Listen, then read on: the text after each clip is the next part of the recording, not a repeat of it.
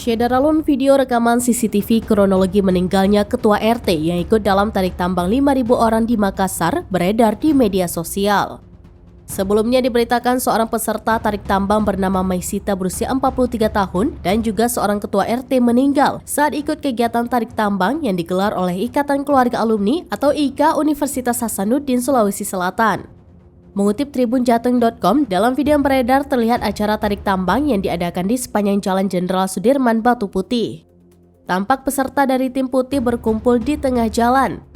Tali putih yang digunakan pun sudah dipasang. Korban yang menggunakan kaos putih pendek dan jilbab biru terlihat berdiri di sisi kiri tali. Tiba-tiba tali bergerak dan tertarik begitu cepat hingga akhirnya tali menyenggol korban. Korban pun terjatuh dan langsung membentur aspal.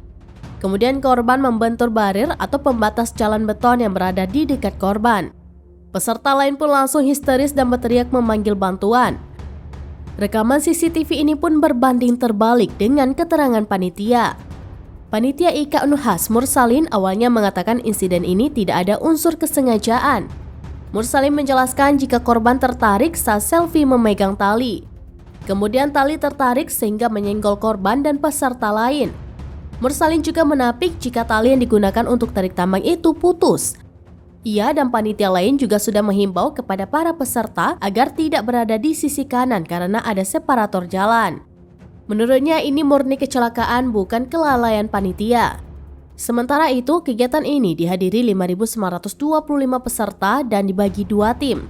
Kapolrestabes Makassar, Kombes Pol Budi Haryanto berjanji ia dan satuannya akan mengusut kasus ini.